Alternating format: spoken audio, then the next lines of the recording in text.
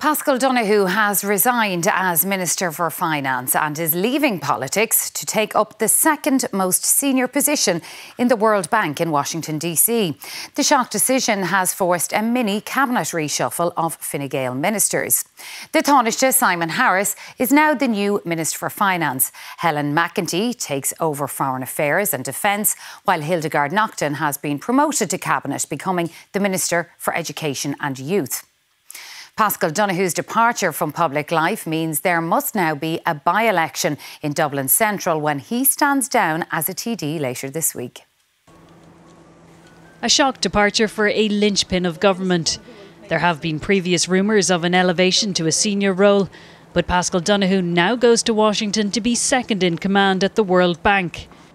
I am therefore departing from public life in Ireland.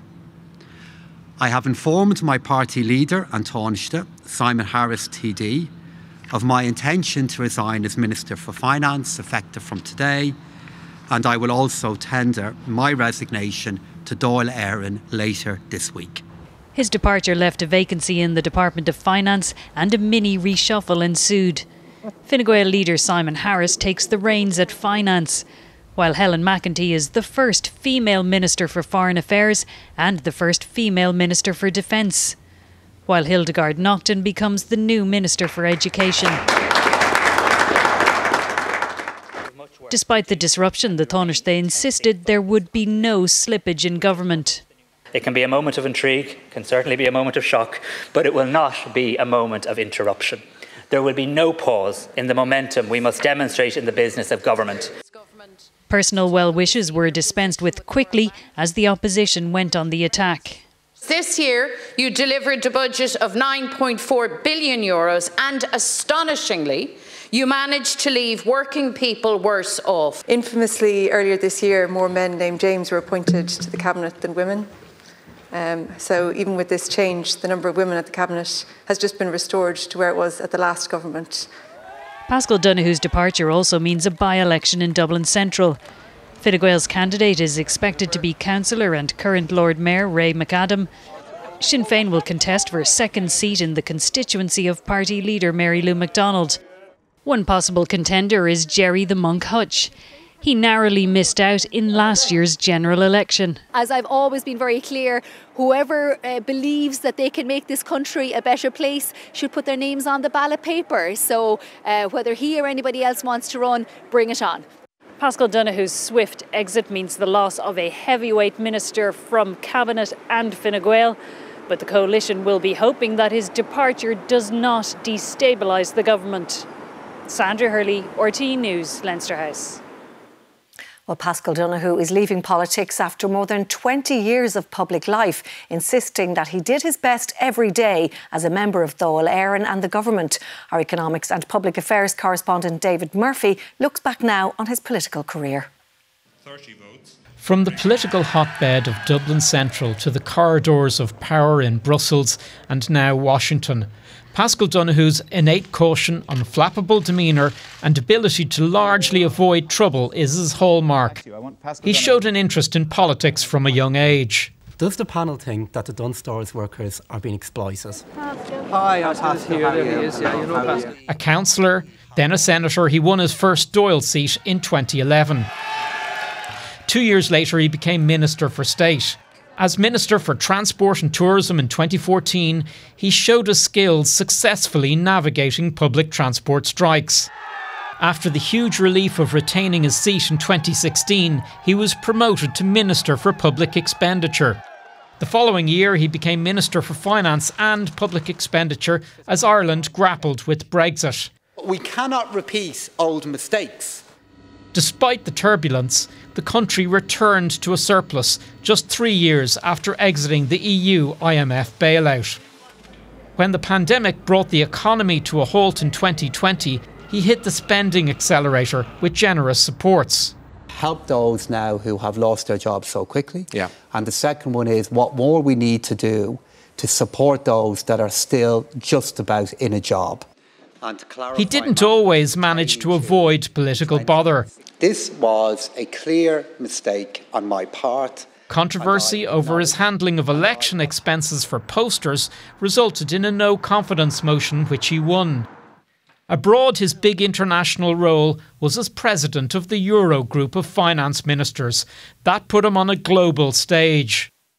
A criticism of his tenure at home is that spending rose too quickly on the back of volatile taxes paid by multinationals.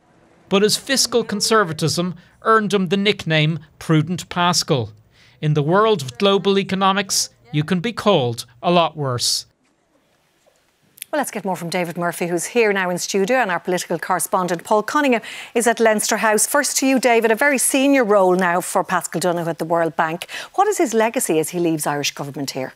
Well, he certainly is going into a senior role in the World Bank, and its job is mainly to give low interest loans to developing countries. But I think in terms of his legacy here, he will be remembered, I think, for being fiscally conservative and trying to protect the public finances. A good example would be the negotiations in relation to the last budget, where he told his cabinet colleagues, you can either cut the VAT on hospitality or you can cut taxes on middle income workers, and you can't do both. And really what he was driving at was that maintaining stability in the public finances is more important than political popularity, and being able to take those kind of tougher decisions is why I think he's made headway as president of the Euro group in negotiations with the G7 and the EU, and it's probably why he's got himself into an international position now.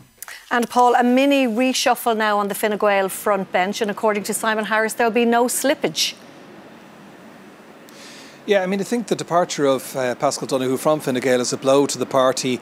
He was their most experienced cabinet minister. He had clout and was influential. If you think back to the general election just last year, in the last 2 weeks, he was the face who was coming up on the television screens all the time. But he's moved on, so Fine Gael moves on. And what the party's saying is that they had continuity, experience and gender is, behind those moves today. So Simon Harris is now the most experienced minister, and therefore he's the one who's going to go to the powerful finance ministry. He hadn't dealt with a senior economic ministry before, but he had been working intimately with Paschal Donohoe since he became Fine Gael leader. So he now has got that big job. I don't think people are expecting too many big policy differences between what's been happening up to now and what Simon Harris is going to do. As he vacates Ivy House, Helen McEntee becomes Foreign Affairs Minister, and I think she's the one where the most focus is going to be. That's because in her in-tray, she's got the Occupied Territories Bill, she's got the Triple Lock, and she's got the Defence Forces reform, and all three of those issues are white hot for the opposition. So I think she's the one who's going to really feel the heat from the off. We also now have her old position is going to be filled by Hildegard Naughton, and we've got Emer Higgins moving into her role. So that's what the policy makeup is going to be. According to Simon Harris, as you said, he said there's going to be no break in the momentum. I think that's a bit of a push. All of those four ministers have to read themselves into the role a little bit. From the opposition parties, they said at a personal level they wanted to wish these ministers well, but they then went on to slate the government over its record, in particular in relation to housing and also cost of living. If you're looking at two things just moving ahead, one of them is going to be cohesion within cabinet. Is that cabinet going to be unified? And now they have new members. I think the likelihood is probably yes. And then looking forward to those by-elections which are coming up, one already due in Galway West, the other one now happening in Dublin Central as Paschal Donohoe departs. The opposition believe they're going to win both of them. More pressure on the government. All right, Paul Cunningham and David Murphy, thank you both.